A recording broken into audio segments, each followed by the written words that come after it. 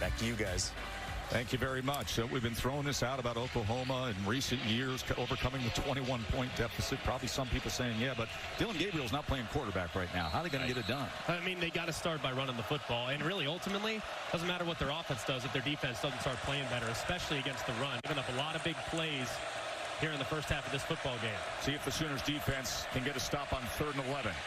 When Ewers pressured, he's going to tuck, run, try to get there, and he does. And, in fact, dives ahead all the way to the 46. So Ewers does it with the legs.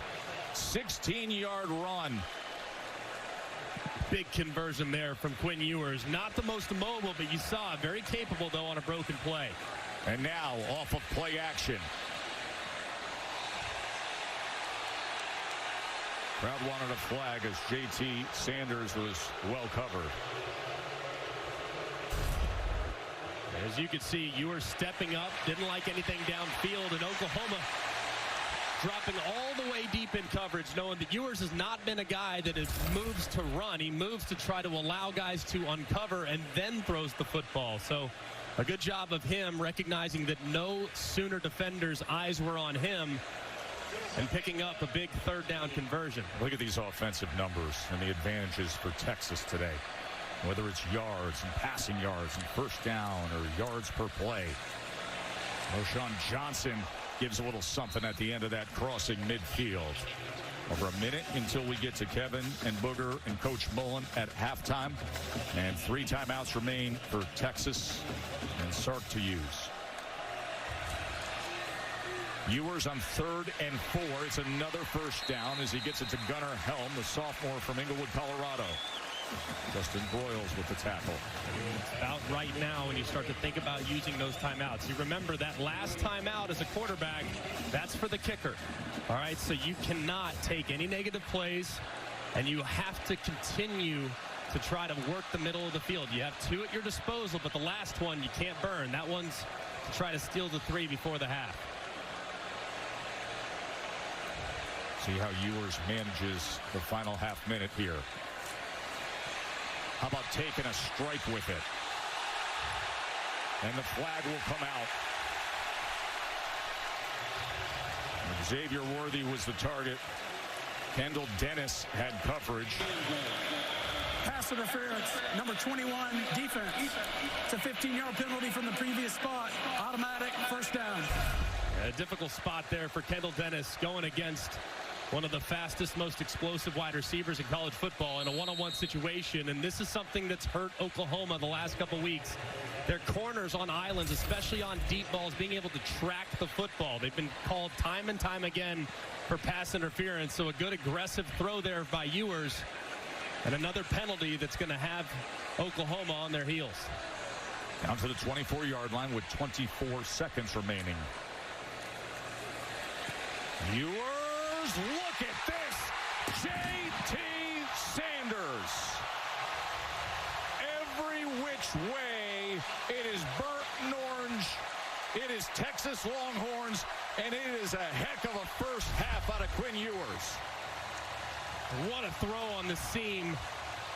It's pretty well covered. It's pretty well defended, but you have a big body tight end with speed and athleticism working vertical. So difficult to defend. He drops it right over the top of the underneath defender, and Sanders finds the end zone.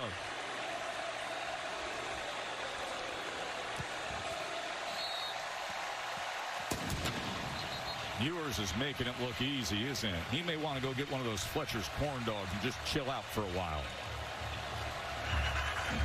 Surprisingly, Quinn Ewers and J.T. Sanders, they used to throw to one another when they were back in high school at Carroll and Ryan, respectively. Quinn actually reached out to J.T. via Instagram, and the two would just meet up. They'd work out, so they had a relationship before Ewers decided to transfer back to UT. They've, of course, grown closer since becoming teammates. Ewers says he likes throwing to big targets. J.T. says, well, I'm happy to provide. And I love that. So Sanders grew up, if you know the Metroplex, he's from up at Denton.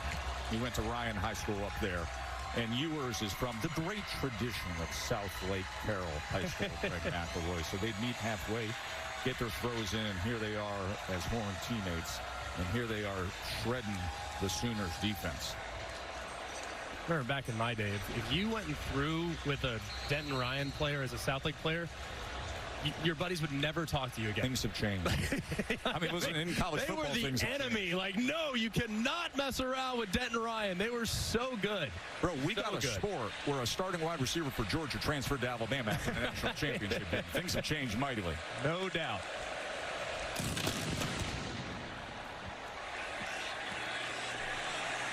Here's Farouk on the return from his 1-yard line. Just hoping for something. He's wrestled down to 19.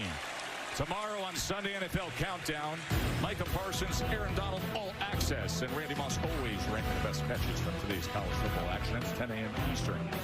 And then Monday Night Football, Raiders, Chiefs, 8 Eastern on ESPN and Deportes. A Monday Night Countdown will get you started at 6 p.m. Eastern.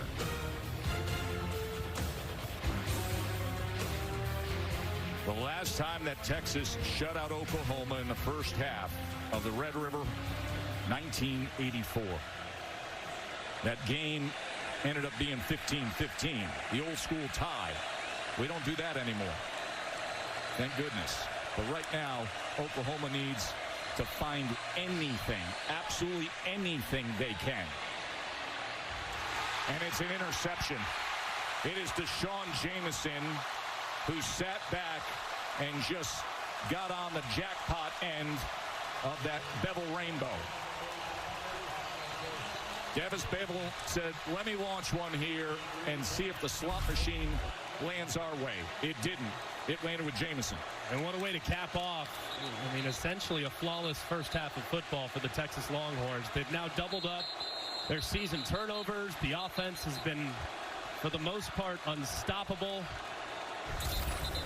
Just flawless execution on both sides of the ball from the Longhorns, and a lot of things for the Sooners to iron out here in the second half of this football game. And as that young man, number 3, takes the field, you think about all the hype he had coming out of high school, #1 quarterback, and then well-documented gap year spent at Ohio State, and comes back home. You got a glimpse of Ewers against Alabama. You said, oh my, what do they have here?